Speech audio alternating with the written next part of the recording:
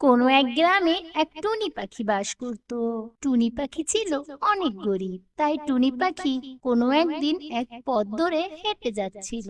কিছু দূর যাওয়ার পরে টুনি পাখি দেখতে পেল একটি অন্যরকম ডিম। টুনি তো এদিক সেদিক তাকিয়ে সাথে সাথে ডিমটা নিয়ে বাসায় চলে গেল।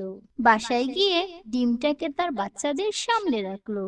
বাচ্চারা তো ডিমটাকে দেখে মনে করলো একটি খেলনা ডিম। যখনই বাচ্চারা ডিমটাকে ছুঁতে যাবে, সাথে সাথে ডিম থেকে একটি ডাকু রাক্ষস বেরিয়ে আসে।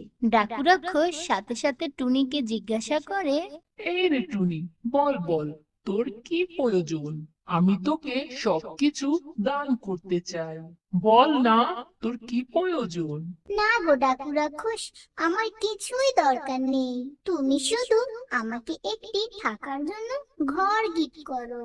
দেখো না, আমার থাকার মতো ঘরও নেই। আমি অনেক কষ্ট করে আমার ছানাদেরকে নিয়ে এই ভাঙা ঘরে থাকি। তুমি যদি পারো তাহলে আমাকে একটি বাড়ি গিফট করো। সাথে সাথে ডাকু রাক্ষস টুনিকে একটি কাঁঠাল বাড়ি গিফট করে। টুনি এবং টুনির ছানারা কাঁঠাল বাড়ি পেয়ে অনেক অনেক খুশি। সাথে সাথে টুনি ডাকু রাক্ষসকে ধন্যবাদ জানাতে ভুলেনি। ও ডাকু রাক্ষস, ডাকু রাক্ষস, তোমাকে অনেক অনেক ধন্যবাদ। তুমি আমাকে এত সুন্দর একটি কাঁঠাল বাড়ি গিফট করার জন্য তোমাকে মন থেকে অনেক অনেক ধন্যবাদ। সাথে সাথে ডাকু রাক্ষস সেখান থেকে চলে যায়। টুনি এবং টুনির ছানারা সাথে সাথেই কাঁঠাল বাড়িতে বসবাস করতে শুরু করে দেয়। হ্যাঁ বন্ধুরা, ভিডিওটা যদি ভালো লেগে থাকে কমেন্ট করতে ভুলবে না কিন্তু।